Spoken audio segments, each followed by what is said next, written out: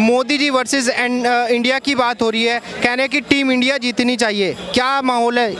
देखिए 2024 में फिर नरेंद्र मोदी जीत गए। राहुल गांधी जी की वापसी हुई बहुत गलत हुई है। मुझे उसका बड़ा अफसोस है, नहीं वापसी होनी थी, क्योंकि नहीं होनी थी वापसी, क्योंकि आज तक देश को 75 साल से लूटने का काम किया है, गरीबों का खून चूसने का काम किया है। इसके देश के वही हालात हो जाएंगे जो हालात पाकिस्तान के।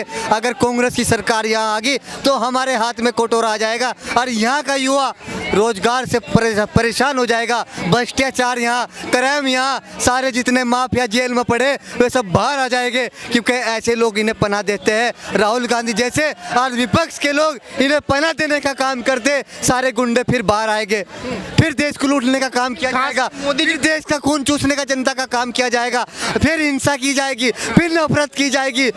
देश का प्यार बिल्कुल खत्म करने का काम कर रहे तो राहुल गांधी जी कर रहे, और देश को जोड़ने का काम किया है तो नरेंद्र मोदी जी ने किया है, वो बाबा जी ने किया है। देश के अंदर तो नफरत खत्म की है, हिंसा को खत्म किया है। उन्होंने कहा मंदिर मस्जिद गुरुद्वारे में सारे में जाओ, प्रेम को बढ़ाओ, हिंदू मुस्लिम भाई मिलकर रहो और देश को आगे बढ़ाओ, देश का विकास करना। कह रहे हैं कि मोदी जी ने देश के लिए किया क्या है? देश के लिए जो कुछ किया नरेंद्र मोदी जी ने किया है। 75 साल से देश को लूटने का काम किया कांग्रेस ने, हमारे खून चूसने का काम किया है।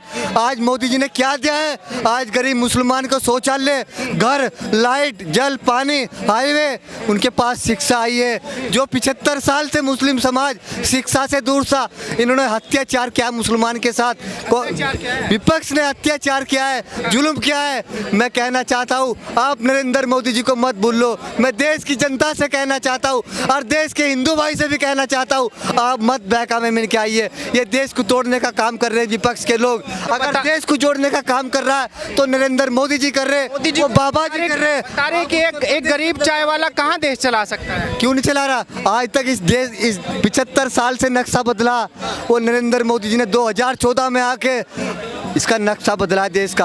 और आप देश के अंदर देख ले क्या स्थिति थी, हाईवे नहीं थे, लाइट नहीं था, पानी नहीं था, जल नहीं था, गरीब परेशान था।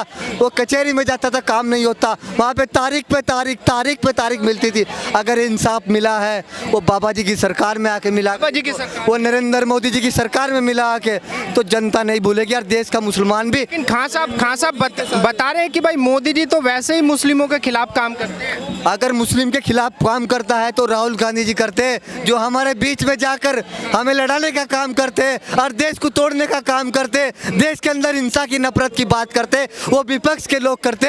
अगर देश को जोड़ने का काम किया है वो नरेंद्र मोदी जी ने किया है, वो बाबा जी ने किया है, तो हम 2024 में 400 को पार करके दिखाएंगे। और जी तीसरी बार आने की काबिलियत रखते हैं। अरे भाई हम 100 साल राज करेंगे। इन्हें तो इन्हें यहाँ से भागना पड़ेगा विपक्ष को। इन्होंने अपने पासपोर्ट और टिकट तैयार करा लिए, क्योंकि इन्हें नजर आ गया 400 हमने पार करनी है इस बार, क्योंकि देश का मुसलमान जाग चुका, वो नरेंद्र मोदी जी के साथ है। और ओवैसी को हम सबक सिखा देंगे जो हिंसा के नफरत की बात कर रहा। इन जैसे को हम 2024 में पाकिस्तान भेजने का काम करेंगे। क्या बात करें, पाकिस्तान बिल्कुल भेजने के।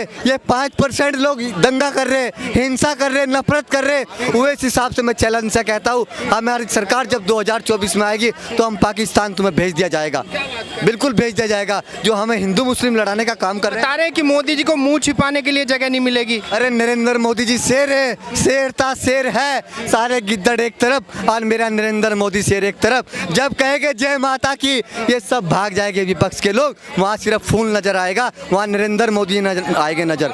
मुझे ये बताइए, कह रहे हैं कि मोदी जी विपक्ष को लेके भयभीत हो गए, डर गए, और मुझे नहीं लगता कि मोदी जी इस बार मुकाबला कर पाएंगे, कांग्रेस के नेताओं का मानना। भैया जी मोदी वो आदमी है कि जब रात को जो है ना सब सो जाते हैं ना तब उसकी बुद्धि चलती है, समझे ना, बुद्धि चलती है और बुद्धि से ही देश चलता है। और आज देश जहाँ पे हम खड़े हैं ना, आज सारी कंट्रियों से हमारा इंडिया बेस्ट है इस टाइम के, आज की तारीख में, समझे। और आने वाले टाइम में और भी जाएगा। अभी उन्होंने एक स्टेटमेंट दिया कि तीसरे नंबर पे इसका आ जाएगा, आफ्टर फर्स्ट से तीसरे पे। तो आज आज जितना भी पूरा वर्ल्ड है वो पूरा इंडिया की तरफ देख रहा है। किस लिए देख रहा है? कि यहाँ पे एक खपत है, काम है, रोज़ी है, रोटी है, तो यहाँ पे भी लोगों को सब कुछ मिलने की तैयारी हो रही है।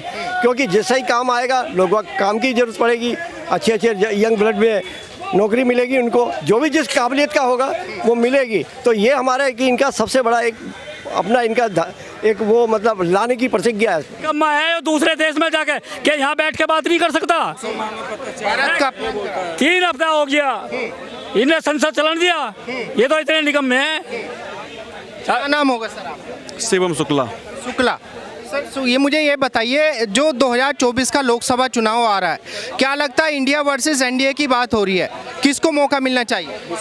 देखिए ये एनडीए जो है मोदी जी के नेतृत्व में बहुत अच्छा काम कर रही है और उसमें कोई डाउट नहीं है कि अंतर्राष्ट्रीय पटल पर मोदी जी ने भारतवर्ष के गौरव को कहीं न कहीं गौरवान्वित करने का काम किया है। और इंडिया जो इन्होंने संगठन बनाया है, देखिए चुनाव तक है, चुनाव के बाद ये सारी की सारी पार्टियां तितर बितर हो जाएंगी।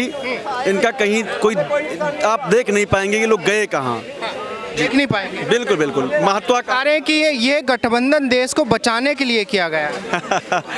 अरे भाई ये लोग क्या देश को बचाएंगे, जो स्वयं महत्वाकांक्षी है इनके मनसा में ही पाप है।